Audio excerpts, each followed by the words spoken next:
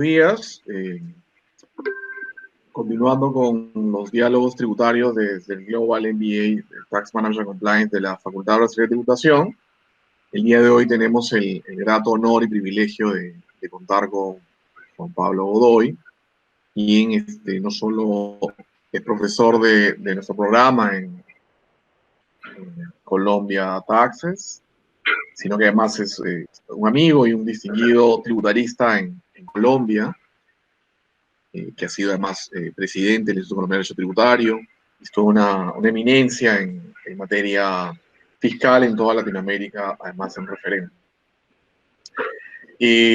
Juan Pablo, antes de darte el uso de la palabra y empezar esta conversación, quería transmitirte mi solidaridad. He estado siguiendo muy de cerca lo que está aconteciendo en Colombia, muy triste, muy apenado con todo lo que viene pasando, con los lamentables fallecimientos, y te transmito desde ya mi solidaridad a ti, a todos los hermanos, a tu señora esposa, a la gente que trabaja contigo, a todos los colombianos hermanos en esta causa que vamos a tratar de comprender qué la motiva, qué la origina y buscar qué medidas de solución se pueden ver desde la tributación, porque entendemos que desde ahí empieza la problemática.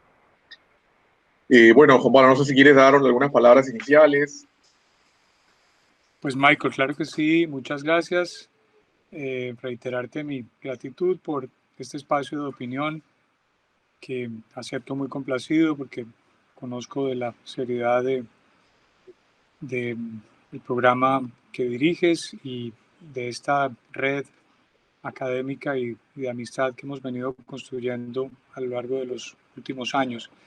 De manera que me complace mucho tener un interlocutor de tus quilates con quien, desde la perspectiva, digamos, de lo que se ve desde afuera que está ocurriendo en Colombia, poder discutir un poco la dinámica del proceso que estamos viviendo.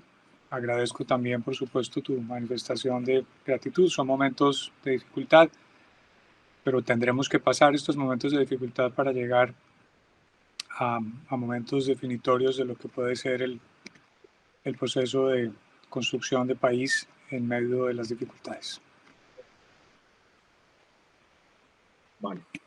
Bueno, el tema de nuestro diálogo se llama el problema tributario o el problema de la reforma tributaria 2021 en Colombia, y lo hemos intitulado así en consenso contigo, toda vez que, al menos desde nuestra perspectiva, desde afuera, eso es lo que se señala en los medios, que todas estas protestas, revueltas o proto-revolución, como llaman algunos, se nacen a raíz y motivadas de una reforma tributaria que plantea el presidente. Y queríamos saber qué es lo que contiene esta reforma, que también sabemos ya se comunicó por el lado del gobierno que se iba a interrumpir o suspender. Leía en prensa que uno de los temas en la reforma era el famoso impuesto a las sepulturas, entre otros tópicos que nos gustaría nos comentes. Claro que sí. Pues yo lo que te diría es que el proyecto de reforma tributaria presentado por el gobierno para consideración del Congreso de la República hace unas 3 semanas es simple y llanamente el florero de Llorente de un descontento nacional muy grande. Florero de Llorente es una expresión que utilizamos nosotros en Colombia porque fue como también el hecho que disparó la revolución de los comuneros en su momento en épocas de independencia en nuestros países, particularmente en Colombia. Puede ser el proyecto de reforma tributaria, puede ser el alza de las tarifas del transporte público, como ocurrió en Chile, puede ser cualquier cosa. Es un fenómeno que dispara el descontento y que se convierte en una oportunidad para expresar la frustración que puede sentir una sociedad que no ve satisfechas sus expectativas. Obviamente, el proyecto de reforma tributaria presentado por el gobierno tenía unos móviles, tenía unos objetivos, tenía unos propósitos, pero resulta muy difícil satisfacer las expectativas de la opinión pública. Ciertamente en nuestros países tenemos una profunda y amplísima deuda social y un gran problema de desequilibrio y de distribución de recursos en la economía. Pero el antecedente de la reforma fue fundamentalmente el informe presentado por la Comisión de Expertos para la Revisión de los Beneficios Tributarios del Sistema, que fue creada por la reforma tributaria de 2018-19 con el objetivo de hacer una evaluación de los beneficios tributarios existentes en el sistema tributario colombiano para mirar su conformidad con los principios constitucionales que orientan el sistema tributario de Hacienda Pública y a partir de esa evaluación proponer en algunos casos derogar esos beneficios, en algunos otros casos replantearlos o reconducirlos o simple y llanamente reformular, digamos, toda la política pública en materia fiscal en lo que a incentivos tributarios se refiere. La comisión estuvo conformada por 5 expertos internacionales del más alto nivel, cada uno de los cuales tuvo un par nacional. Yo tuve el compromiso y la responsabilidad de ser el par nacional del experto que se ocupó de revisar el tema de la tributación de las personas jurídicas, el profesor David Rosenblum, a quien tú conoces. Y finalmente, pues la comisión rindió su informe, presentó una serie de recomendaciones que estuvieron en el contexto de la revisión del sistema de beneficios o incentivos tributarios, pero que necesariamente fueron un poco más allá. Esa comisión y su informe se convirtieron, o por lo menos se esperaba que se convirtieran en el insumo principal de la reforma o del proyecto de reforma tributaria. Obviamente la comisión presentó un informe como tenía que presentarlo, desde lo académico, encaminado a evidenciar las inequidades y las ineficiencias del sistema tributario colombiano, que es un sistema que se ha venido construyendo a retazos, particularmente desde la aprobación de la Constitución del 91, que tiene pues unas profundas dificultades y complejidades que afectan su eficiencia para fines del recaudo, la distribución de las cargas y pues que por supuesto también evidencia una serie de problemas de inequidad.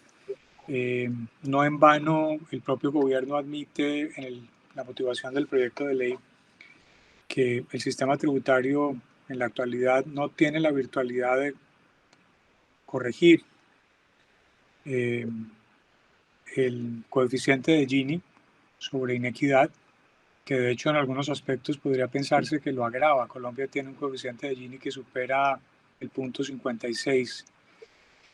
Y obviamente, pues eso es el resultado de toda la interacción de las variables que componen el sistema de generación del ingreso y por supuesto el gasto, tratando de mirar la hacienda pública como un conjunto. En esa línea de pensamiento, la Comisión presentó una serie de reformas encaminadas en su mayor parte a tratar de revisar y recomendar el replanteamiento de esos beneficios que resultan críticos en Colombia en el caso del sistema del impuesto a las ventas, que resultan también muy considerables en el caso de la imposición a las ganancias de las sociedades, tanto como de los individuos.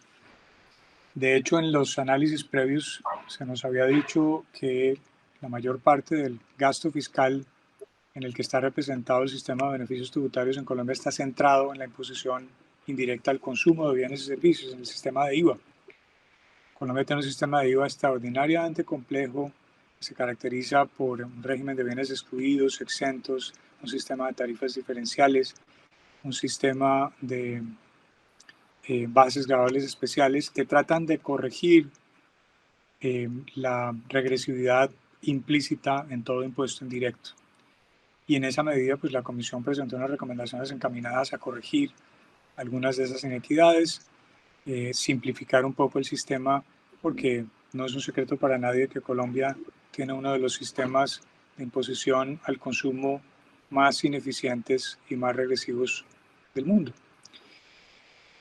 En segundo lugar, las recomendaciones estaban centradas en tratar de revertir la tendencia conforme a la cual la tributación a las ganancias está centrada mayoritariamente en las empresas y solo residualmente en los individuos. Es una consecuencia de la madurez de nuestro sistema tributario o de la inmadurez de nuestro sistema tributario, si se quiere, que nos llevó en su momento en la reforma del 86 a desmontar la tributación en el sentido de centrar los tributos a las ganancias de las empresas en las sociedades y exonerar la distribución de los dividendos, con lo cual naturalmente se producía una concentración del recaudo en las empresas y en las personas jurídicas. Así hemos venido funcionando desde el año 87 con algunos cambios.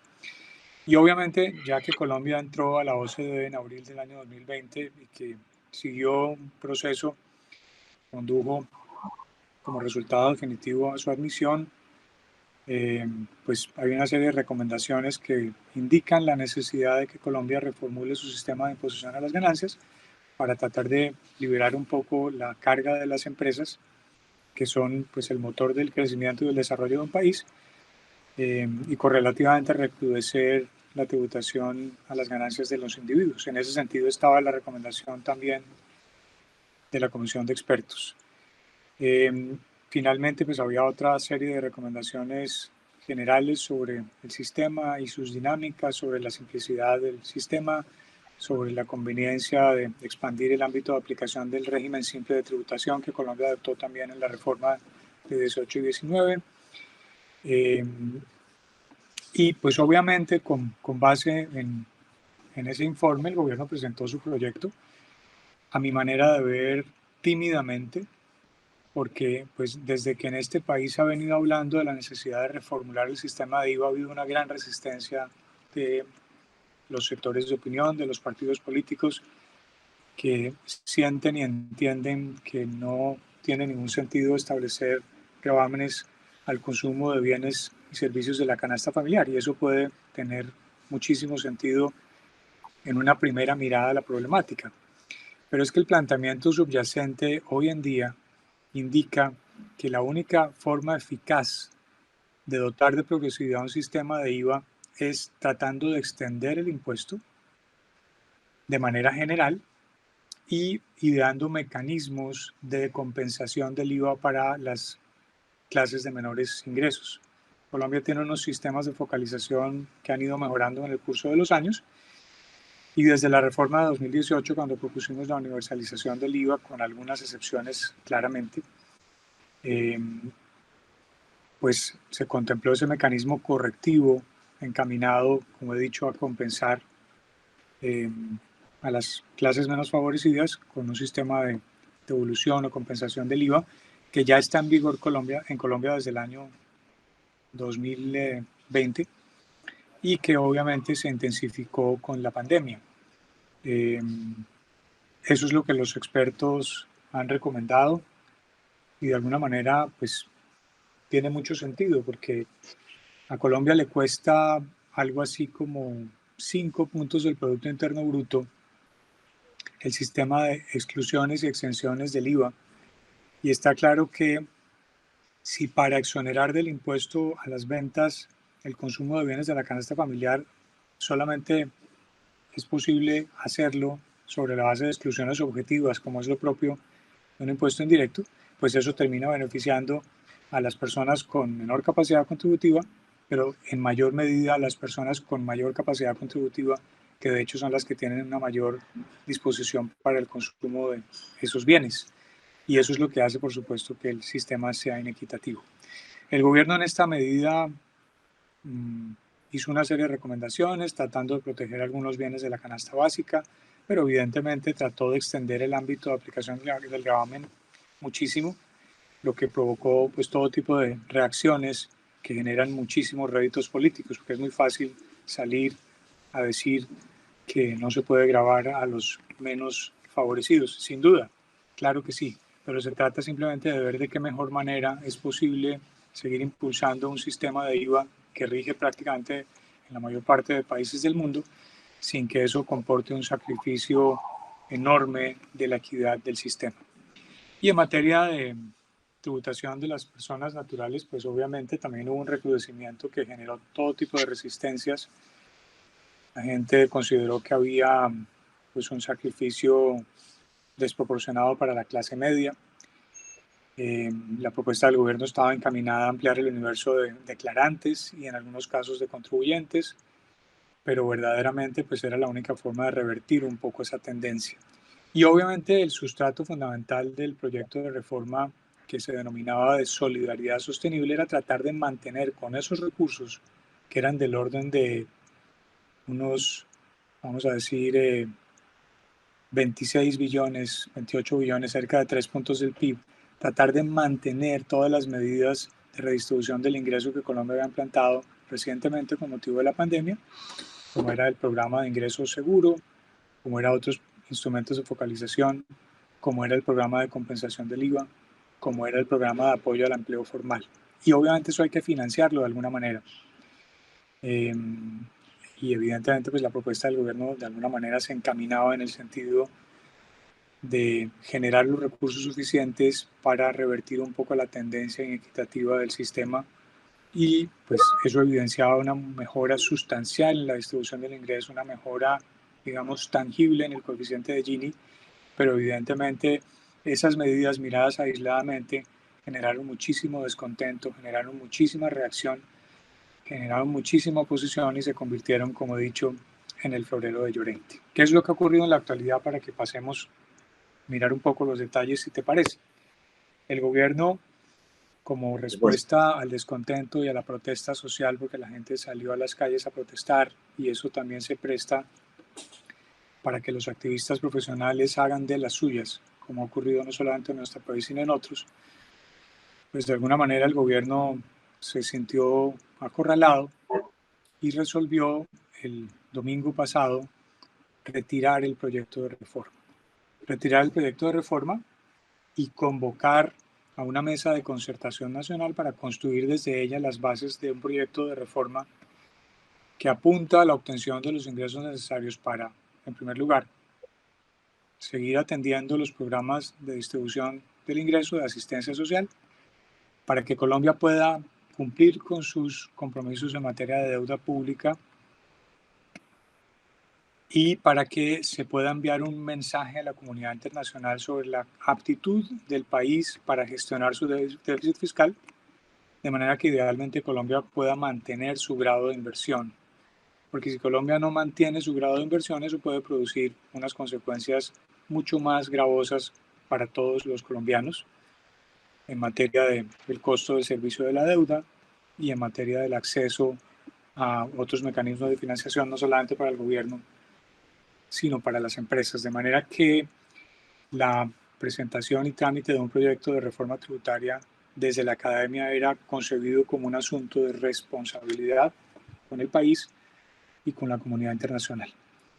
En este momento pues han comenzado las conversaciones y la idea es construir desde la academia y desde esa mesa de concentración, desde la academia, desde los gremios, desde el gobierno, desde las empresas, desde la sociedad civil, las bases de un proyecto que debe mejorar, por supuesto, la redistribución del ingreso, mantener los recursos suficientes para cumplir con los programas asistenciales y eso pues obviamente se logra de muy diversas maneras. La propuesta del gobierno era una opción.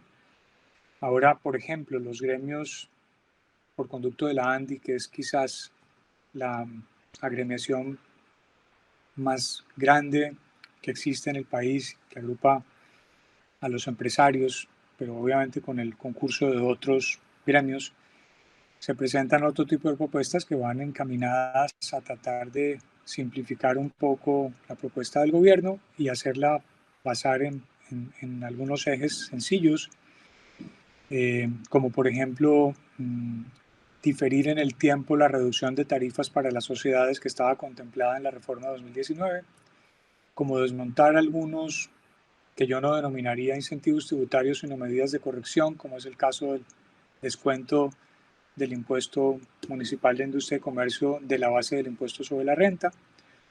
También en alguna medida la moderación del impuesto al descuento del descuento al impuesto a las ventas pagado en la adquisición de bienes de capital, la extensión del gravamen al patrimonio y obviamente pues también inevitablemente la propuesta de los gremios pasa por la posibilidad de que el gobierno evalúe la posibilidad de enajenar algunos activos, algunas empresas.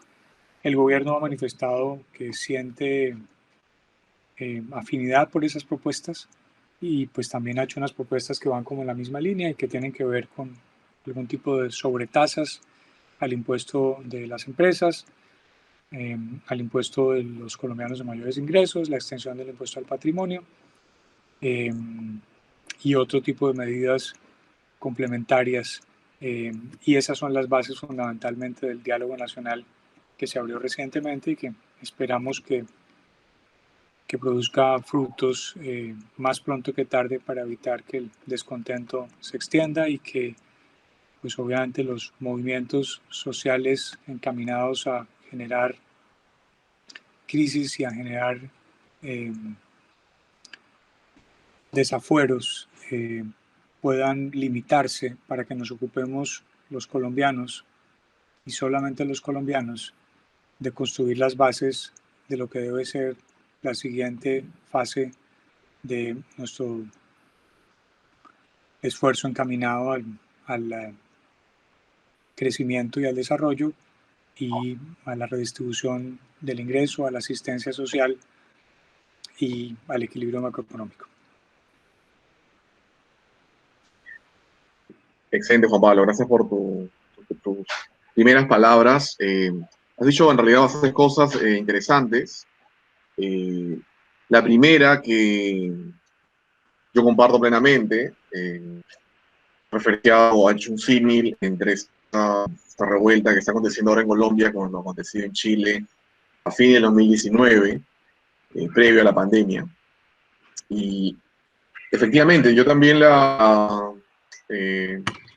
establezco un parangón, hay un hilo conductor, no solo en esta revuelta, sino también lo que pasó en Argentina con los piqueteros, que bueno, no fue tan famosa a nivel global, porque a pesar que hubieron como 5.000 piquetes en toda Argentina, se sabía que iba a regresar al kirchnerismo y básicamente era el objetivo de estos piquetes argentinos, ponerle la tapa a la sepultura que tenía ya Macri. En Ecuador pasó algo similar. En nuestro país también pasó en noviembre, octubre del año pasado, cuando salió el presidente Vizcarra por el escándalo del club Lavallato peruano. Se nombra el Congreso constitucionalmente al presidente del Congreso como presidente de la República y automáticamente apareció una revuelta y no se calmó hasta que se eligió esencialmente a los líderes de la revuelta, que eran minoría en el Congreso, un partido que no tenía ni 4 congresistas, esencialmente es quien nos gobierna desde octubre del año pasado. Pero todos tienen un símil, ¿no? Y ese símil uno a veces lo comprende, creo que es muy poco estudiado en América Latina.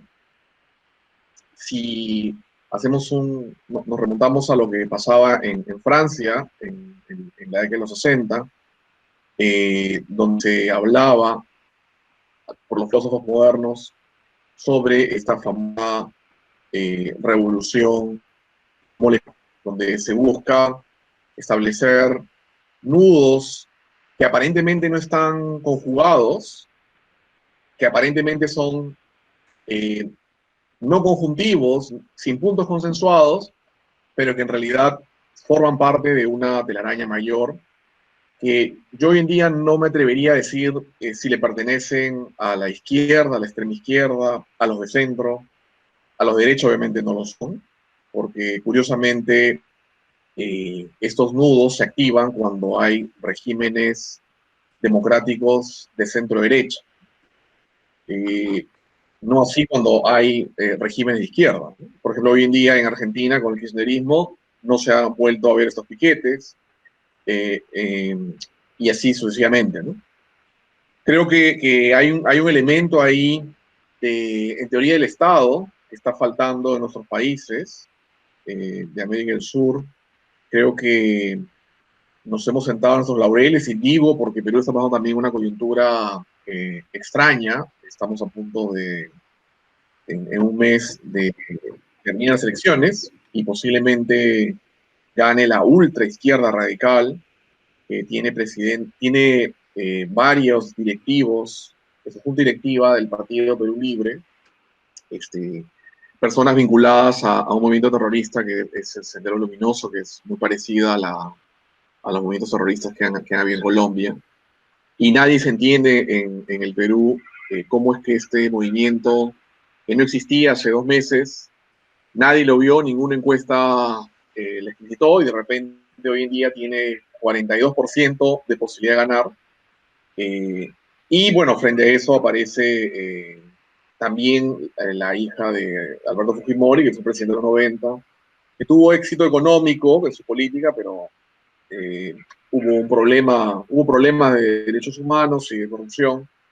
En su lucha contra el terrorismo, bueno, acabó con el terrorismo. Y bueno, hay toda una historia que es bastante larga, que no conviene el caso, pero el punto es que creo que estamos viviendo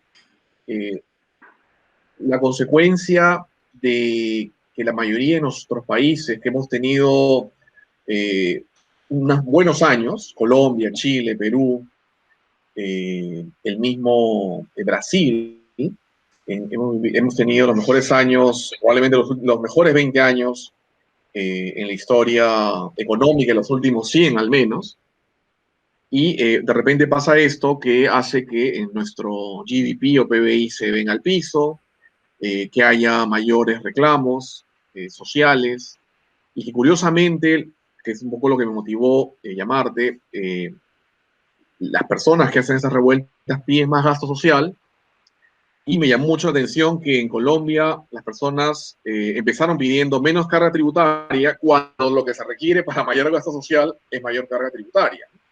Ahora que te escucho, me queda claro que en realidad, bueno, la reforma tributaria que se plantea o se planteó era, tenía objetivos válidos, legítimos, introducir mayor progresividad, eliminar la regresividad al IVA, concepto muy técnico, matemático, de fácil comprensión para los tributaristas, los contadores, abogados, tributaristas, porque si no eres tributarista posiblemente no lo entiendas, pero difícil comprensión para las personas de a pie en cualquier parte del mundo y más en América Latina, donde la simetría de información es menor, ¿no?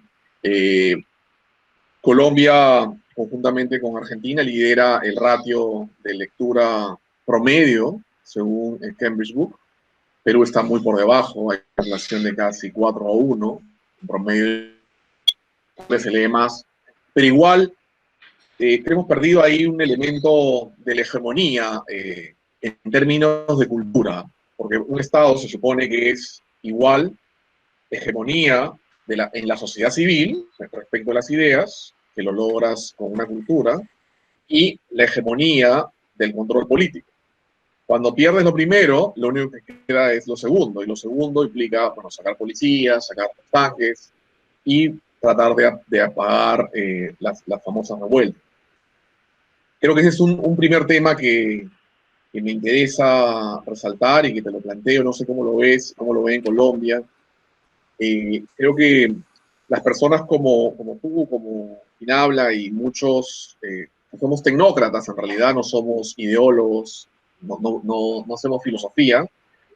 Creo que vamos a tener la tarea en los próximos meses y años de tratar de recuperar y generar corriente de opinión a nivel cultural popular, que es finalmente quienes son los que mueven estas bases, ¿no? Las revueltas las hace el pueblo, y el pueblo, entiendo, la gente a pie no sabe por qué sale. Y le dicen, mira, hay que ir a tomar el cerro por A o B razones, ¿no? Subió el tren, en Perú han tomado inconstitucionalmente el Congreso, en Ecuador porque le eliminaron el subsidio al petróleo, en Colombia, es lo que salió en la prensa, lo que nosotros hemos leído en Perú.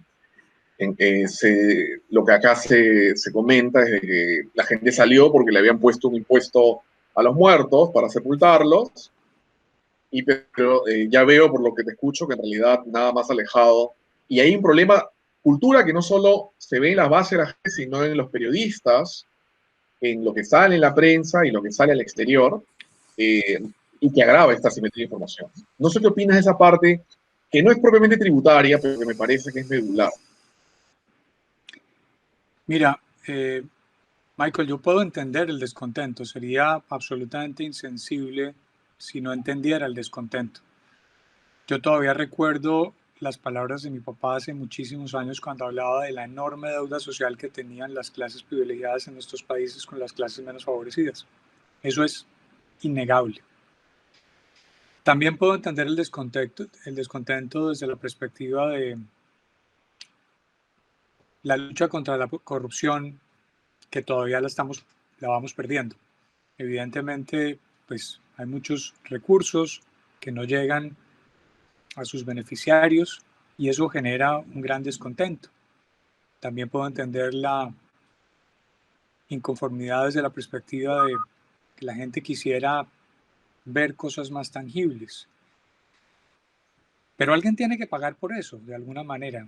Es evidente que tenemos un país con unas limitaciones, tenemos un Estado del tamaño que nosotros escogimos tener. Probablemente esta discusión sobre el tamaño del Estado es una discusión mucho más profunda. Pero ciertamente lo más importante que en esa materia institucional ha ocurrido en Colombia en los últimos años es justamente la Constitución del 91. Y la Constitución del 91 generó un incremento significativo en el tamaño del Estado y una serie de compromisos financieros correlativos. De manera que pues está claro, a pesar de que le deseo la mejor de las suertes a nuestros hermanos chilenos, que esto se corrige no solamente a través de una reforma constitucional, sino verdaderamente desde el consenso, desde la educación, desde la actividad económica y desde la exigencia y seguimiento cuidadoso a la gestión del Estado. Pero la reforma del marco constitucional y legal es apenas un paso. Volviendo a lo que dices sobre quiénes salen a protestar, a mí me resulta muy difícil entender cómo los beneficiarios de los subsidios directos que el Estado está dando salen a protestar. Tú dices, sí, resulta muy difícil explicarle a la gente qué es eso de la regresividad del IVA y qué es eso del coeficiente de Gini. Pero es evidente que a pesar de que pueda ser tardío e insuficiente, la propuesta de este gobierno iba por el buen camino. Finalmente, como consecuencia de la pandemia, Colombia venía trabajando muy intensamente en luchar contra la pobreza y contra la pobreza extrema y había venido corrigiendo de manera significativamente los índices. Todo eso se fue por el canal de la basura con la pandemia, como pasó en muchos de nuestros países. De manera que volvimos a empezar la tarea desde más abajo. Y en ese sentido el gobierno había implantado desde la emergencia una serie de medidas muy interesantes que uno a veces se pregunta si nuestro país tiene el grado de solidez financiera suficiente para atenderlas o no, pero que son indispensables, medidas de subsidio y medidas de gasto focalizado, programas como el de ingreso seguro, administrado a través de una serie de programas que tiene el Estado como Colombia Mayor, como Jóvenes en Acción. Eh, Acaba Colombia de liberar una última versión de su mejor instrumento de focalización, que es el SISBEN 4, un sistema bastante avanzado para el efecto. También en materia de preservación del empleo estaba el programa de apoyo al empleo formal, donde el Estado fondeaba parte de las contribuciones asociadas a la nómina de los empresarios formales. El tema de la devolución del IVA, que es bien importante también. Colombia venía devolviendo una suma significativamente basada en la encuesta de hogares. Y yo quiero decirte que en muchos de esos casos, esos recursos que estaban estimados con base en la encuesta de hogares iban encaminados a personas que seguramente nunca pagan el IVA, porque finalmente a esos lugares donde esas personas concurren para comprar, el IVA no ha llegado, porque el problema de nuestro país, como el del tuyo y como el de varios de nuestros hermanos, es que reina una gran informalidad. De manera que, pues obviamente nadie está contento. Y como decía en estos días alguna conferencista de manera muy gráfica, alguien tiene que pagar por esto, porque como la frase famosa, todo el mundo quiere omelette, pero nadie quiere que le rompan los huevos. Es decir, aquí todo el mundo quiere que haya gasto social, todo el mundo quiere que haya existencia, todo el mundo quiere que haya infraestructura, todo el mundo quiere que haya inversión, todo el mundo quiere que haya generación de empleo, pero nadie quiere pagar un peso. Y desafortunadamente, pues no somos Francia, ni somos Suiza, ni somos Escandinavia. Tenemos un sistema con unas limitaciones, claro. Tenemos que luchar contra la corrupción. Yo creo que ese es un tema que ha ido avanzando de manera significativa. Pero evidentemente, al caído caerle no es la mejor fórmula para construir. Y en ese sentido yo me pregunto si las personas que salen a protestar, hablando solamente de los colombianos que salen a protestar, no de los activistas de otras nacionalidades y de otras raigambres que salen a protestar y que salen a protestar porque se les paga para que salgan a protestar, si algunas de esas personas entienden que son beneficiarias de ese subsidio, o que son beneficiarias de los subsidios de matrículas de universidades, o que son beneficiarias de otro tipo de programas. Yo lo que creo es que aquí hay una fórmula que ha producido réditos en otras jurisdicciones que están tratando de que produzca réditos en Colombia, que es generar el descontento, generar la crisis, y estamos a un poco más de un año de las elecciones. De manera que pues esto es un sistema que está inventado y en el que no podemos caer, en el que sería deseable que no cayéramos. Y la única forma de lograrlo es alimentar el diálogo social, frenar la violencia, porque es que en este momento hay un grupo de manifestantes que están transgrediendo el derecho de todos los demás a trabajar, que están transgrediendo el derecho de los demás a tener posibilidades de salir a ganarse el sustento. Y eso definitivamente no puede prosperar. Colombia tiene una institucionalidad fuerte, tiene una tradición democrática fuerte, solamente interrumpida por quizás la junta militar del año 53. Colombia tiene un desempeño macroeconómico que pues, es bastante razonable y de hecho reconocido desde otras perspectivas. Ha venido gestionando su déficit fiscal de una manera que yo consideraría responsable.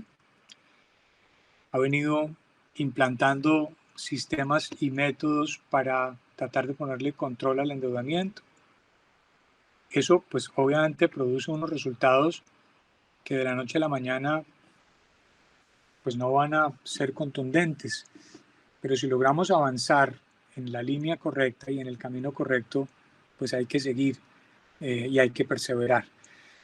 De manera que yo quisiera pensar que en el curso de las próximas semanas vamos a poder en esas mesas de concertación nacional definir las bases, porque obviamente tendremos la báscula definitiva de las elecciones del año 2022, donde, pues, por supuesto, veremos el resultado de lo que ha sido el acontecer nacional en estos últimos años. Excelente, efectivamente, y concuerdo contigo, Juan Pablo. No solo es el problema que hemos vivido todos vinculado al COVID y a la pésima gestión que ha habido en la mayoría de nuestros países de América Latina.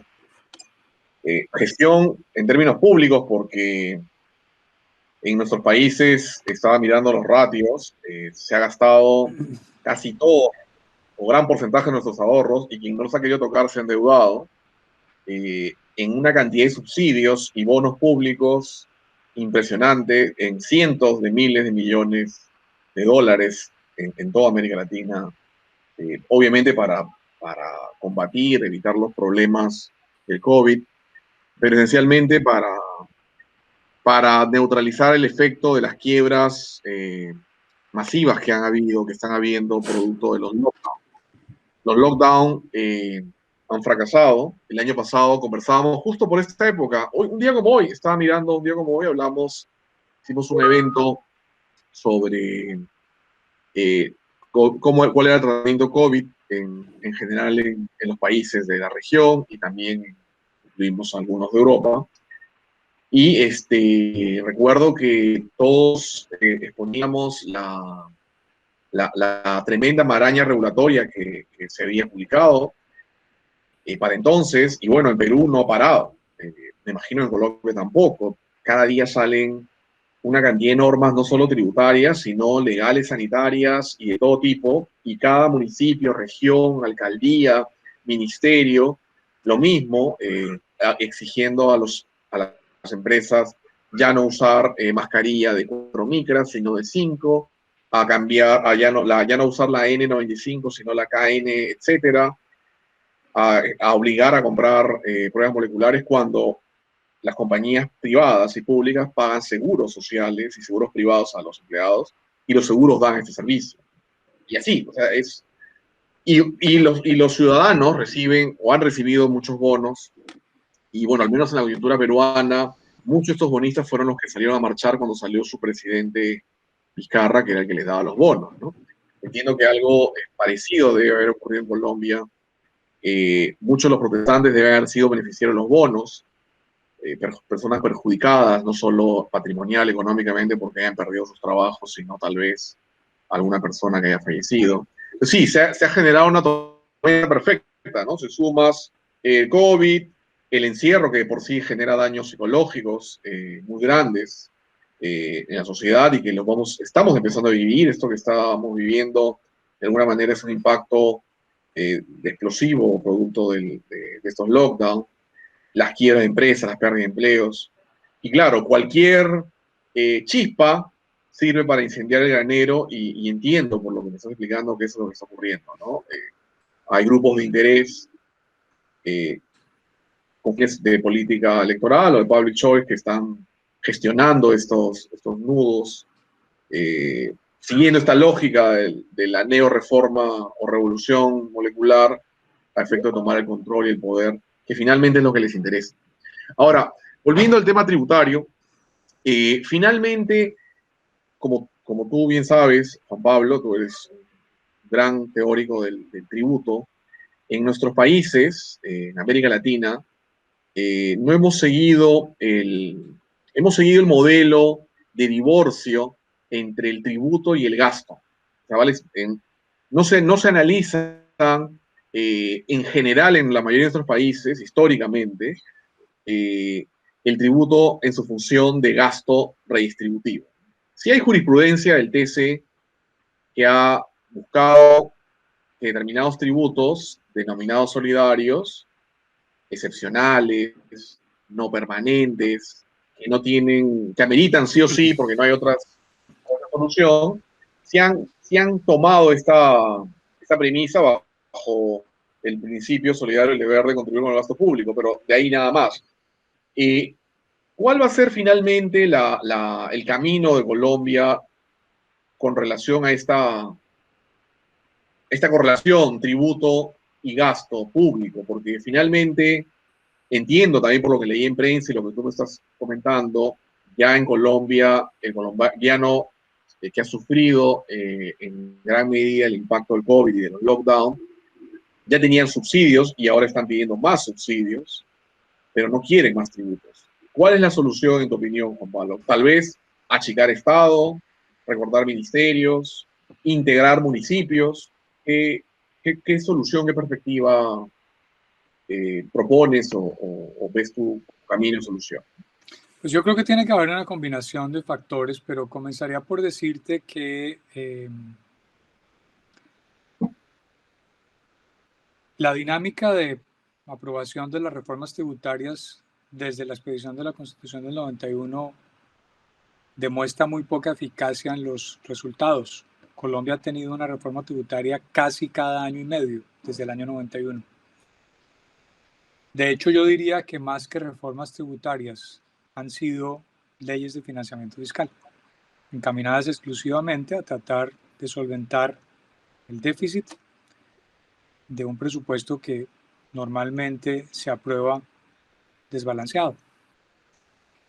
Pero, ¿qué es lo que ocurre? El gobierno, con base en las recomendaciones de una comisión de expertos nacionales, internacionales, de cualquier origen, prepara un proyecto razonablemente consistente, lo presenta para consideración del Congreso de la República y comienza un debate. Claramente el escenario de la democracia es el Congreso. Pero si uno hiciera el ejercicio de analizar lo que ha ocurrido con las propuestas, proyectos de ley presentados por el gobierno desde el año 91 y cuál ha sido el resultado tras la aprobación del Congreso, encuentra unas enormes diferencias.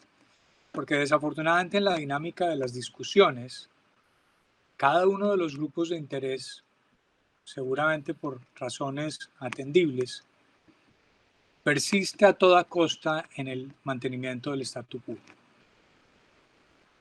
Y yo tengo muy claro que el interés general no es la suma de los intereses particulares. Aquí hay que ceder. Tenemos que construir mirando el sistema como un todo, como lo dices, desde la perspectiva del ingreso y desde la perspectiva del gasto.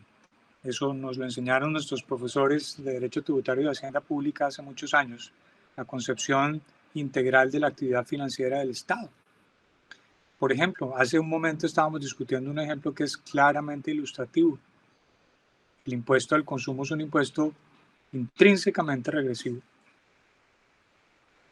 Y pues la pregunta es, ¿y cómo corregimos esa propensión a la regresividad de un tributo que ha probado en el mundo ser altamente efectivo?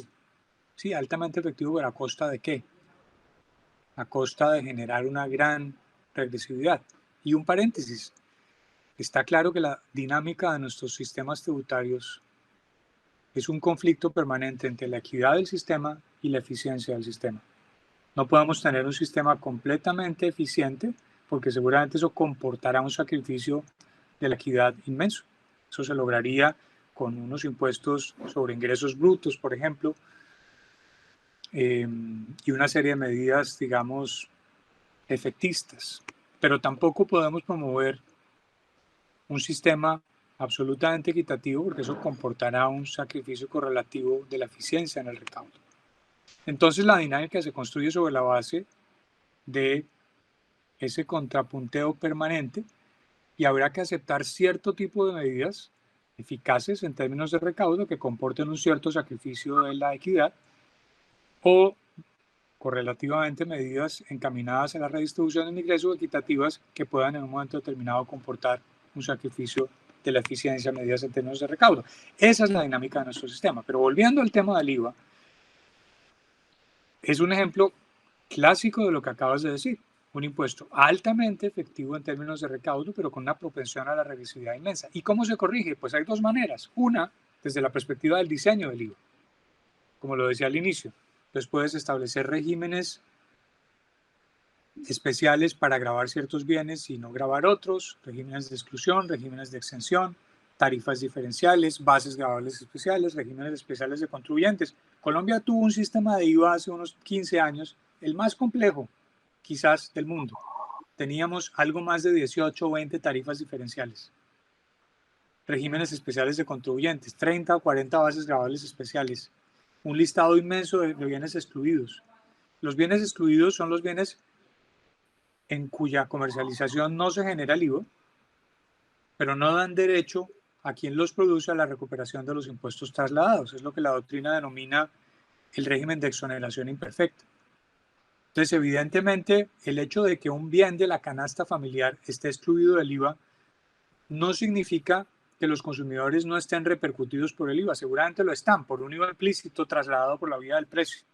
Entonces, ese es un régimen que finalmente no es, digamos, la mejor solución para propender por la progresividad del IVA. Es un régimen en el que básicamente el Estado dice, sí, perfecto, si usted produce este bien no facture IVA, pero tampoco le va a devolver el IVA que usted paga en la cadena productiva. Y lo que ocurre es que en alguna discusión reciente algún académico decía que la solución era liberar también del IVA las cadenas productivas. Pero resulta que es que muchos de los bienes de la cadena productiva son susceptibles de usos alternativos. Entonces, pues obviamente si se destinan a la producción de bienes de la canasta básica, está bien que no tengan IVA. Pero si se destinan a otro tipo de bienes, pues no es legítimo tampoco ni equitativo exonerarlos del IVA. Y un sistema de exoneración del IVA basado en la destinación de los bienes es una mecánica muy difícil de administrar. En Colombia no ha funcionado. Nosotros tenemos una serie de sistemas de exoneraciones con sujeción a la destinación que son fuente de evasión, fuente de corrupción y que en todo caso tampoco tienen la virtualidad. Entonces, ¿cómo se corrige? Si todas esas medidas de corrección de la regresividad implícita en el IVA, natural, sistemática, sistémica en el IVA, solamente se pueden corregir con esa cantidad de medidas complejas que sacrifican el recaudo y que finalmente no mejoran la progresividad de manera medible, porque pues eso es lo que ocurre en nuestro país, pues quizás la única forma de corregir la regresividad natural sistémica es por la vía del gasto. Y eso es exactamente el planteamiento que se hizo con el IVA social en el año 2002 y que se está haciendo con la compensación del IVA desde el año 2020 en Colombia. Eso es lo que han dicho los expertos del Banco Interamericano de Desarrollo, que es lo que tiene sentido. Vamos a recaudar, pero vamos a hacer una focalización del gasto para que vaya dirigido a quienes verdaderamente necesitan una mejor distribución del ingreso o de alguna manera están incididos por el gravamen. Es de esa manera como se corrige la regresividad implícita en una medida de ingreso por la vía del gasto. Yo creo que Colombia ha avanzado en eso. La jurisprudencia constitucional, por lo menos tímidamente, ha llegado a admitir que ciertamente cuando la Constitución colombiana en los artículos 363 y 338 se refiere a los principios que orientan el sistema tributario, pues obviamente se refiere a la equidad, y el artículo 95 que contempla la obligación de todos los ciudadanos de contribuir al financiamiento de los gastos del Estado dentro de conceptos de justicia y equidad. Pues evidentemente volvemos a que la actividad financiera del Estado hay que mirarla dentro del sistema en su conjunto y no de manera parcial.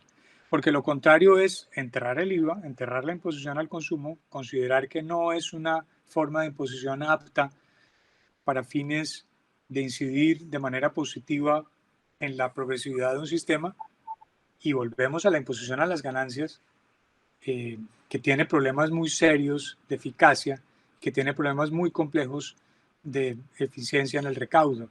De manera que por eso, como decía Per Beltrán en su libro sobre los sistemas tributarios, lo que necesitamos es justamente una serie de medidas articuladas en la que concurran en la conformación de un sistema tributario y de hacienda pública, donde tengamos imposición a las ganancias, imposición al gasto, en algunos casos imposición a las transferencias, eventualmente imposición al capital en ciertos casos, y un sistema de hacienda pública y de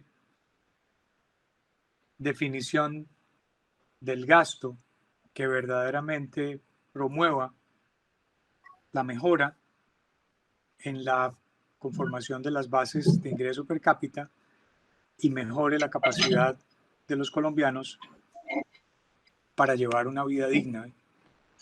De manera que, pues yo creo que el proyecto de reforma presentado por el gobierno hace unas 3 semanas y retirado el domingo anterior, pueda que no fuera perfecto. Sin duda, había una gran cantidad de críticas que podían hacerse, pero a mi manera de ver, era un paso en la dirección correcta. Ahora, si uno lo mira desde la perspectiva de cada quien y persistimos en la conservación del status quo, no vamos a llegar al objetivo deseado. Juan Pablo, dijiste algo muy interesante. Disculpa, justo se interrumpió el audio y pensé que habías dejado hablar. Disculpa. Continúa, te interrumpí.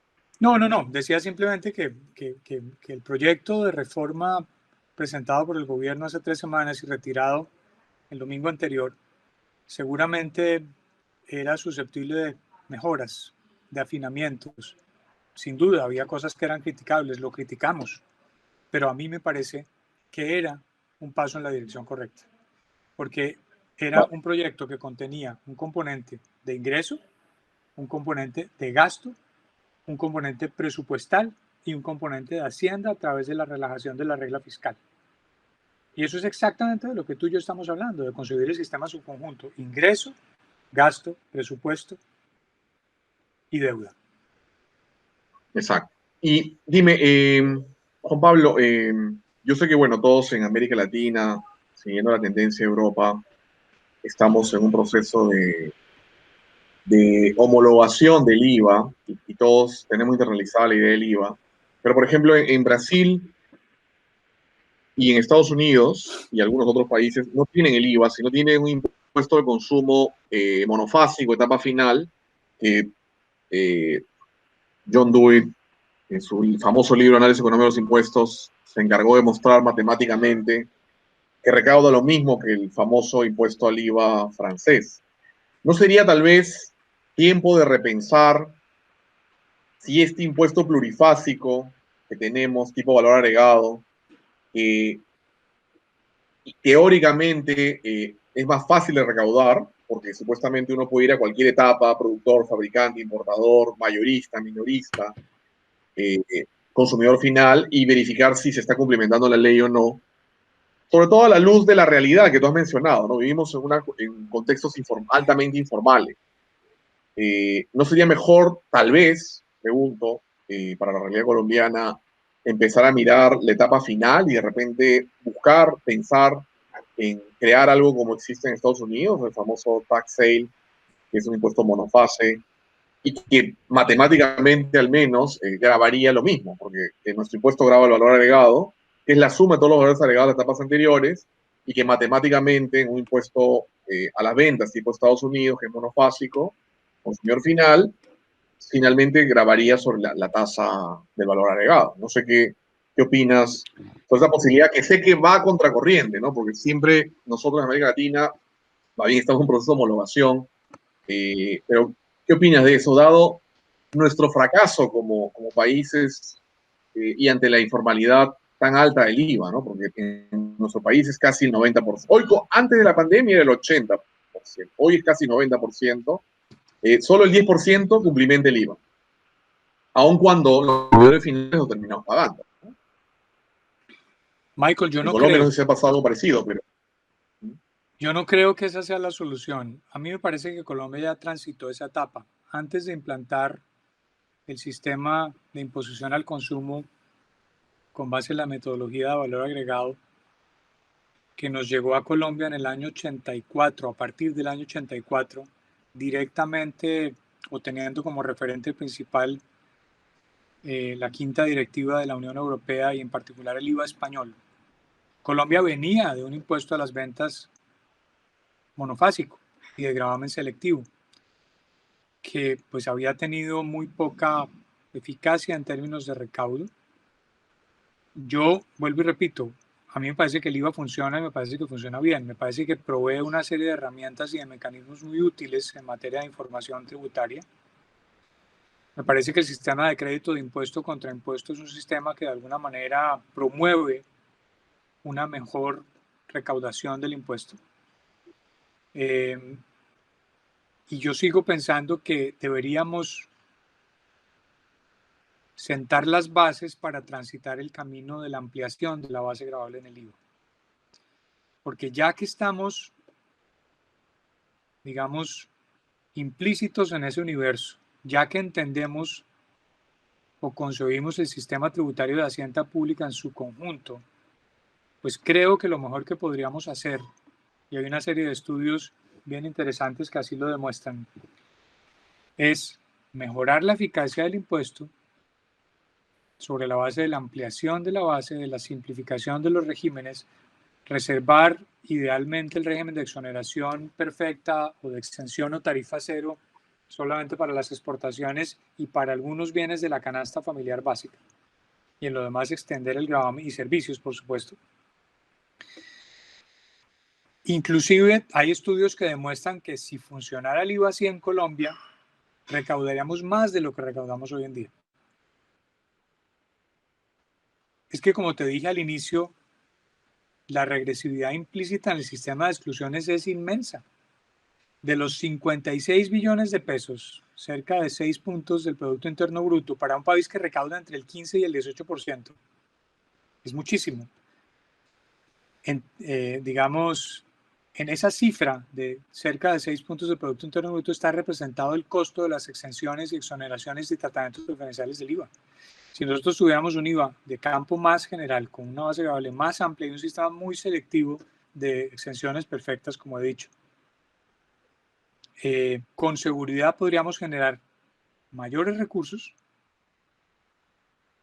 que sirvieran de base para, por la vía del gasto, mejorar sustancialmente la distribución del ingreso. Yo no creo que la solución esté en reformular la mecánica del IVA. Vuelvo y repito, creo, y así lo he sostenido por años, que la regresividad hay que mirarla, o la progresividad hay que mirarla dentro del conjunto del sistema. Y en esa medida está claro que seguramente desde la perspectiva de la progresividad, asumiendo un sistema de tarifas progresivas, especialmente en el caso de personas naturales, el impuesto a la renta tiene una propensión natural a ser más regresivo que el IVA, claramente. Pero la idea es que si los dos coexisten en un universo articulado, como decía Beltrán, seguramente podemos producir y generar recursos suficientes. Aquí el tema es ampliar el tamaño de la torta. Necesitamos generar condiciones de inversión y de intercambio económico que hagan que nuestras economías sean viables, porque de lo contrario nos vamos a quedar, como decía algún ideólogo, repartiendo pobreza. Yo quisiera pensar en que el crecimiento y el desarrollo del país se impulsa de la mano de las empresas, ni siquiera del Estado. Claro, el Estado también es empresa, pero me refiero a la empresa entendiendo la empresa privada y el Estado como empresa, no el Estado como Estado. Estoy convencido de que el crecimiento y el desarrollo de un país se propicia desde las empresas. El problema no es el capitalismo, el problema es la forma en la que se ha administrado, el problema es la forma en la que se ha manejado. Pero tengo el convencimiento de que lo que tendrían que hacer nuestros países es generar un sistema que le apunte a proteger a la empresa como epicentro, a generar unas condiciones que propicien la atracción y la preservación de los canales de inversión y de intercambio de bienes y servicios, que de alguna manera era en parte el planteamiento de la primera reforma tributaria de este gobierno. Apostarle al crecimiento de la economía, apostarle al crecimiento de las empresas y por esa vía también al desarrollo, que no es otra cosa que la distribución del ingreso. Pero es que tiene que haber primero crecimiento para que pueda haber desarrollo. No puede haber desarrollo sin crecimiento. Eso lo aprendimos en la Facultad de Economía hace muchos años. Tiene que haber crecimiento y desarrollo. Solo crecimiento, no. Desarrollo solo no es posible. Necesitamos crecer y distribuir el ingreso. Y eso se logra activando el aparato productivo, generando, digamos, condiciones que hagan propicia una mayor y persistente inversión, que pueda generar empleo, que pueda mejorar la capacidad de compra de los colombianos y que pueda generar nuestras condiciones de competitividad para atraer inversión del exterior y para preservar la inversión doméstica. Excelente, Juan Pablo. Y dejando de lado el IVA, por el lado del impuesto a la renta, ¿ustedes en Colombia han ponderado o crees que sea tal vez momento para ponderar alguna especie de flat tax para algunos segmentos? Me refiero a la gran empresa o algunos sectores en particular, porque asumo que los regímenes MIPE, como en toda América Latina, ya tienen un flat tax muy pequeño, que en Perú tenemos el régimen RUS, RER, que en esencia son flat tax, porque son pagas en algunos casos montos muy pequeños, equivalentes a $20 al mes, 50, $100, a partir de determinado escalafón, entre $100,000 a $150,000, tributas un promedio de 1.5%, como el RER, pero en el general no hay, ¿no? Y se supone que la economía que soporta el país es esencialmente una economía, son empresas del régimen general. Aunque la base son esencialmente personas físicas, personas naturales, que algunos pueden tener una IRL, una persona jurídica, o una sociedad de empresa familiar, y estas sí tienen un esquema de flat tax.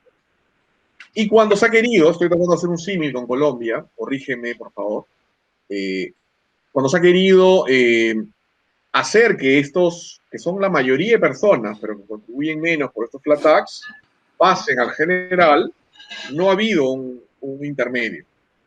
Se creó el régimen MIPE en 2016, yo participé en esa reforma, me dieron opinión, y yo sugerí que se creara un flat tax generalizado una tasa del 8, 5%, o sea, que no vaya del 1 al 30, un intermedio, o un 10. Se hizo un híbrido extraño, porque se dijo 10%, las primeras 10 UITs, que no es mucho, son como $10.000, y por encima 30. Pues claro, si tú tributas 1.5, no tienes ningún incentivo para pasarte a un esquema intermedio que en realidad a la vuelta de la esquina te pasa al general cuando hace el 30. Entonces, ¿en Colombia han ponderado este tema o cuál es tu opinión si de repente para generar un proceso de formalización mayor, establecer una progresividad del flat tax previo al general que de seguro existe en Colombia? No sé qué opinas, Juan Sí, Pablo. Michael, así ha sido. Colombia desde la reforma del 2018-19 creó el régimen simple, que de alguna manera es como el puente de la informalidad a la formalidad. Es un régimen basado en unas tarifas de imposición bajas sobre unas bases representadas en ingresos brutos. Ha ido funcionando bastante bien, se amplió un poco su alcance en la reforma de 2019. Teníamos para ese momento unos 20.000 contribuyentes inscritos, hoy entiendo que superan más de 150.000, de acuerdo con las últimas cifras. Obviamente, pues a mí me parece justificable un flat tax para contribuyentes de bajos ingresos o para contribuyentes de difícil fiscalización. Más allá de eso me parece complicado. El problema es dónde trazar la línea del medio, que fue la gran discusión que tuvimos en la comisión de expertos. Porque había detractores del régimen simple y había impulsores del régimen simple. Recuerdo que desde lo académico el rigor de la OCDE, que ejerció la Secretaría Técnica de la Comisión, le preocupaba y no le faltaba razón dónde establecer la línea de corte para que de alguna manera el régimen simple no se prestara para arbitrajes en materia tributaria, para poner a la gente a pensar en que lo mejor era pasarse al régimen simple, fragmentar sus negocios y ver de qué manera lograban, porque finalmente para eso sí no nos falta creatividad. Yo creo que ese también es un paso en la dirección correcta. Yo creo que el régimen simple va funcionando muy bien, va produciendo información interesante. Y en esa medida me parece que lo que se hizo en la reforma del 18-19 es rescatable y también es un paso en la dirección correcta. Si logramos seguir ampliando esa base de contribuyentes, estamos generando información importante para cruces. Y pues obviamente sobre el tema de tarifas diferenciales, que en Colombia tienen una gran dispersión en la misma línea de lo que estás planteando, el gobierno en este proyecto de reforma presentó una alternativa que a mí me pareció interesante y era pues un sistema de progresividad en la tarifa corporativa del impuesto a las ganancias para las empresas. Una tarifa para los primeros 500 millones, que son como, vamos a decir, $150.000, $130.000 de base gravable anual a una tarifa del 24%. Y de allí para arriba la tarifa del 30%. Digamos, son medidas que de alguna manera, como digo, apuntan en la dirección correcta. Como siempre, la preocupación con este tipo de sistemas es que se conviertan en espacios para el arbitraje tributario, que es lo que preocupa, y esa fue la gran discusión. Pero me parece que eso hay que hacerlo. Y volviendo al tema de los contribuyentes declarantes de renta, la propuesta del gobierno también iba en la vía de simplificar el proceso de determinación del impuesto. El gobierno te enviaría tu declaración tributaria para que simple y llanamente la suscribieras, como si fuera una factura, con base en toda la información que levantó. Probablemente en muchos casos eso no genere mayores recaudos, pero sí genera información importante para efectos de cruces, para tratar de quebrarle el pescuezo a la informalidad, porque es que finalmente los informales nos hacen muchísimo daño. Y es mucho más fácil, que es lo que a mí me entristece de las medidas, volver a lo mismo, concentrar el recaudo en los que ya tributan a través de sobretasas. Pero también entiendo la posición de la ANDI, del gremio, que dice un poco es necesitamos botarle un salvavidas al Estado, y los empresarios han dicho estamos dispuestos a asumir unas sobretasas temporales para tratar de salir a flote. Pero esa no debe ser la tendencia, porque finalmente eso comporta un sacrificio también de la competitividad, y yo creo que aquí la apuesta tiene que ser, como he dicho, al restablecimiento de la dinámica, a la movilización del aparato económico, que es la única forma verdaderamente de impulsar una economía con un componente significativo de sanidad. A mí no me gustan los subsidios, pero me parece que como medida de choque en momentos de dificultad es lo único que podemos hacer. Pero el restablecimiento del equilibrio y la redistribución del ingreso no puede estar centrada solamente en los subsidios. Debe estar centrada verdaderamente en los programas que impulsen a la empresa y la generación de empleo y la ampliación del aparato económico. Juan Pablo, ilústranos cuáles son los tributos del sistema tributario colombiano y corrígeme si me equivoco. Tienes el IVA que más recauda, asumo que la base tributaria se cimenta, está en la pirámide, la punta de la pirámide del IVA, le debe asumo el sector del consumo y los aranceles de importación, y luego viene ya los impuestos a la renta, en todos sus tipos, ¿no? Sean simplificado, general, personas físicas. También tienen impuestos los tributos municipales, ¿no? Ya sectorial a nivel de tasas y contribuciones. Pero ahora que bueno, está de moda, ya algunos países en la región han implementado el famoso impuesto a las grandes fortunas, pero que en realidad es solo un eslogan, porque dependiendo del país, en algunos lo graban o lo crean como un impuesto a las ganancias y en otros como un impuesto al patrimonio, o si ya existe, creando más progresividad al impuesto al patrimonio. Y también, siguiendo estas modas de la región, se han creado el Digital Service, impuesto a la economía digital para afectar sobre todo a los no domiciliados en la región. Y Colombia, entiendo, recién también ha creado un impuesto digital. Pero de estos, ¿cuáles son los que tú crees que deberían ampliarse o fortalecerse? ¿O qué opinas tú sobre este famoso impuesto a las grandes fortunas que se habla y que sé que en Colombia también ha dado varios dolores de cabeza a varios sectores? Yo creo que el pilar fundamental para conformar la fuente de recaudos debe ser el IVA y el impuesto a las ganancias. Pero evidentemente hay otro tipo de modalidades que ayudan de alguna manera a promover el recaudo. En Colombia tenemos un impuesto al patrimonio que ha venido siendo prorrogado desde los últimos tal vez 10 o 12 años.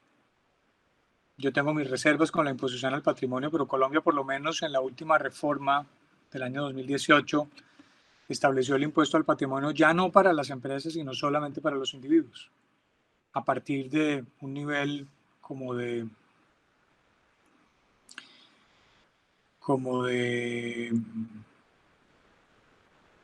unos 1.250.000 o $1.500.000, $1.300.000 de patrimonio líquido. Ahí hemos seguido insistiendo en la prórroga del impuesto al patrimonio, con lo que eso comporta en términos de fuga de capitales. Tenemos también una fuente importante de recaudo que es el gravamen a las transacciones financieras, que era un tributo que estaba destinado a ser temporal en la emergencia económica del año 98, que ya está cumpliendo flamantes 23 años. Tenemos algunos tributos de contenido ambiental. De hecho, en la propuesta del gobierno de este proyecto se acaba de retirar, había unos planteamientos interesantes para la ampliación del impuesto al carbono, para el replanteamiento del impuesto de vehículos, para que dejara de ser un impuesto al valor del vehículo y se convirtiera en un impuesto a la potencialidad contaminante. El impuesto a las bolsas plásticas de único uso. Se ha discutido mucho el tema del impuesto a las bebidas azucaradas, que en Colombia no ha progresado. Y un sistema muy fuerte de sobretasas. También imposición del orden subnacional, que a veces resulta con una mayor incidencia inclusive que el impuesto a la renta, como es el caso del impuesto de industria y comercio, que es un impuesto atado de comienzos del siglo XX al viejo impuesto a las patentes, que se convirtió, pues obviamente hoy en día en un impuesto sobre ingresos brutos, que no se ha podido reformar, porque en Colombia estamos en deuda con la necesidad de promover una reforma estructural del sistema de tributos de las entidades territoriales. Colombia es una república unitaria en la que los entes subnacionales no tienen potestades tributarias autónomas, sino derivadas. No tienen más potestades que las que derivan de la ley. Debe haber una ley de autorizaciones para la creación del tributo. Pero a pesar de ello, en algunos casos los tributos del orden subnacional, sobre todo municipal, pesan muchísimo. Hay contribuyentes para quienes el impuesto de industria y comercio representa varias veces lo que representa el impuesto a la renta. Eso no tiene ningún sentido. Por esa razón, el gobierno, en la reforma del 18, y el Congreso lo aprobó, adoptó la medida de reconocer el crédito del impuesto de industria y comercio contra el impuesto sobre la renta, para tratar de alguna manera de corregir la carga tributaria de esos empresarios, porque finalmente la competitividad no solamente se mide en términos de tarifas nominales, sino en términos de tarifa efectiva, y eso pasa por la definición de la base gravable. De manera que yo siempre así lo defendí en la comisión, claramente sostuve el impuesto de industria y comercio y el crédito del impuesto de industria y comercio pagado contra el impuesto nacional a la renta no es un incentivo tributario, es una medida de corrección a una distorsión del sistema, porque finalmente pues la capacidad tributaria del empresario es una sola y resulta incidida simultáneamente por el poder de imposición de la nación y de la subnación. Y obviamente pues la carga tributaria y la competitividad hay que mirarla en su conjunto, desde la perspectiva de todas las cargas que puedan establecerse en los distintos niveles del Estado. De manera que, pues yo creo que ese es el camino, finalmente. Sigo pensando que para nuestros países será importante mantener un sistema de IVA en las líneas de lo que hemos dicho. Sé que se pueden hacer mejoras en materia del impuesto a la renta, pero en un contexto de competitividad. Me parece que lo lógico es que correlativamente haya un recrudecimiento de la imposición a las ganancias de las personas naturales. La propuesta del gobierno también pasa por la necesidad de incrementar el impuesto a los dividendos. Eso pues puede tener mucho sentido y le imprime, digamos, una mayor progresividad al impuesto, pero también hay que mirarlo desde la perspectiva de la competitividad. Colombia tiene una red de tratados muy limitada, tal vez 9 o 10 convenios de doble imposición en vigor, de manera que, pues, de nuevo, aquí tenemos que combinar la equidad y la progresividad con la preservación de la competitividad para que Colombia pueda seguir recibiendo flujos de inversión, como hemos dicho. Y obviamente, sobre el tema que me preguntas de los gravámenes a la economía digital, esa discusión se ha dado aquí muy fuerte. No hemos aprobado ningún gravamen a la economía digital. Obviamente tenemos un IVA para cierto tipo de servicios. Pasamos en el 18 y 19 la discusión sobre el establecimiento permanente digital, pero finalmente el tema no se aprobó. Pero esa es una discusión que más pronto que tarde vamos a tener que dar, porque pues esta nueva forma de desarrollar economía digital pues también tendría que tener algún referente y algún impacto en materia de imposición a las ganancias. Por supuesto, el IVA está allí presente, pero pues la discusión sobre la imposición a las ganancias de este tipo de expresiones de economía es un tema que también habrá que enfrentar más pronto que tarde. En otras palabras, en Colombia se hablaba de un proyecto, disculpa el error, pensé que se había aprobado, era un proyecto de imposición al consumo, a la economía digital, todavía no se ha implementado, como ocurre, por ejemplo, en Uruguay y No, sí, IVA Argentina, sí hay. que tienen un IVA sistema sí de hay. retención. IVA. Y es similar a como en Uruguay y Argentina, vía retención por el pagador, la tarjeta de crédito, el medio de pago o el banco. Así es. Okay. ¿Y qué tal está yéndole? ¿Está recauda bien? Porque esencialmente está enfocado al consumidor final que usa tarjeta de crédito porque no hay, como está no domiciliado Netflix, Uber, etcétera, se le recarga al consumidor final. Sí, La va muy lento. recaudación ha mejorado en este.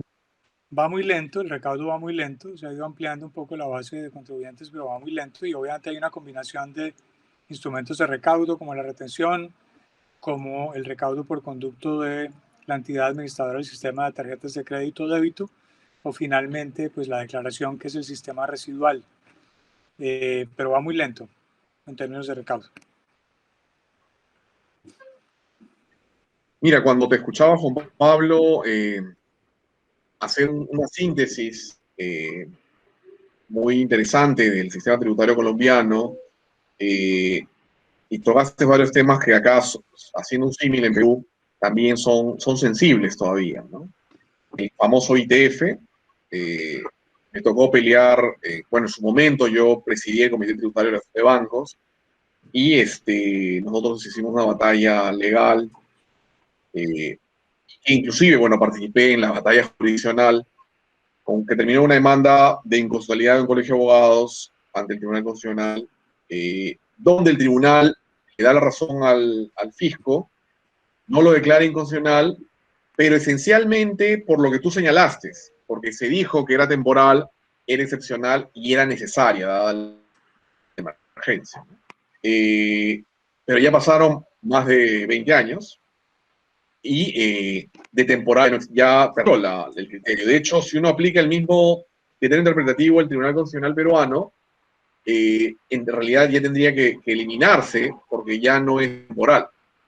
Y así, en general, esa misma filosofía, que acá bueno, se le denomina el principio de solidaridad, como César García Novoa lo ha explicado en varios eventos del ILAT, y que, bueno, ha sido recogido por algunos TC de América Latina. Ya parece ser que en el contexto actual, COVID, revueltas, creo que vamos a vivir todavía larga data con estos tributos, o tal vez se vuelvan permanentes, lo cual va a engrosar la maraña tributaria. Y yo también concuerdo contigo, creo que un sistema tributario debe ser pro desarrollo y el desarrollo esencialmente viene del sector privado, porque el Estado vive de nuestros tributos. Nosotros, los países de América Latina y en general del mundo, todos los países que no son Estados Unidos, que no tienen demanda de su moneda, no pueden emitir monedas. O sea, la maquinita no funciona porque genera inflación. El único país en el mundo sui generis que tiene un sistema monetario que no le genera inflación cuando enciende la máquina es Estados Unidos, porque tienes una gran demanda y los precios internacionales hacen que esta no se devalúe, a diferencia de los nuestros. Nosotros, si prendemos la maquinita, nadie va a pedirlo, la sobreoferta va a hacer que se devalúe, y el único mecanismo que tenemos, entonces, no es este impuesto indirecto, porque la inflación es un impuesto indirecto, tampoco es la deuda, porque generar deuda es catastrófico para nosotros y nuestros hijos, las generaciones futuras, es los tributos, y los tributos los generan las empresas privadas. En eso me alegra coincidir contigo. O sea, nosotros en Perú también vamos en una línea. Y bueno, quiero terminar dándote la posibilidad que nos des unas últimas palabras. Espero que podamos volver a conversar cuando esas cosas se calmen para hacer una suerte de balance de cómo van las cosas. Y nuevamente agradecerte, Juan Pablo, por tu tiempo. En todo No, caso, si Michael, tienes algunas palabras finales, te agradecería. no, solamente agradecerte por este espacio y obviamente pedirles, por supuesto, que promuevan este tipo de conversaciones y de expresiones para elevar un poco el nivel de los debates. Yo tengo el convencimiento de que llegándole solamente a la comunidad académica y científica no vamos a lograr que haya un mejor entendimiento de la problemática social en nuestros países. También hay que tratar de llegar con mensajes claros y simples a todo el mundo. Algún exministro de Estado decía en una entrevista radial hace un par de años que la función principal de los ministros y secretarios del gabinete era de carácter eh, docente y, digamos, eh, divulgativa, si se quiere, tratando de hacer llegar mensajes claros y contundentes a los ciudadanos. Porque pues obviamente si nos envolvemos aquí en toda la técnica del tributo y la complejidad de los sistemas tributarios y de hacienda pública, pues no vamos a lograr transmitir el mensaje que hay que transmitir, y es ¿cuál? Que estamos en dificultades, que esas dificultades fueron agravadas con la pandemia, pero que tenemos una tradición democrática y de estabilidad de las finanzas públicas sobre cuya base deberíamos ser capaces de construir el siguiente paso para preservar en el mantenimiento de nuestro país, para preservar en una mejor distribución del ingreso y para impulsar las bases de lo que debe ser la economía del país en el curso de los próximos años. De manera que te agradezco por este espacio y espero verte pronto cuando haya mejores mensajes para transmitir. Muchas gracias, Juan Pablo. Yo también te agradezco por tu tiempo. Hemos estado conversando casi una hora y media. En realidad el tema da para muchísimo más, pero dada la coyuntura de emergencia, me parecía interesante. Y sí, efectivamente, esperamos que estos diálogos permitan transmitir fácilmente el lenguaje de a pie para que las personas lo entiendan. De hecho, se va a subir a redes y es un poco nuestro objetivo, ¿no? Tratar de generar una cultura tributaria en ciudadano de a pie para que pueda comprender finalmente por qué se debe elegir. No se elige porque alguien me ofrece un tupper, una zapatilla o un subsidio, sino se elige porque alguien tiene una política económica de gestión y una política tributaria con que pagar. Y esa la pagamos nosotros. Bien, Juan Pablo, muchas gracias. Mi solidaridad nuevamente contigo. Un abrazo a tu señora, un abrazo a la familia y cuenta con nosotros para lo que necesites. Muchas gracias. Feliz día para todos. Igual.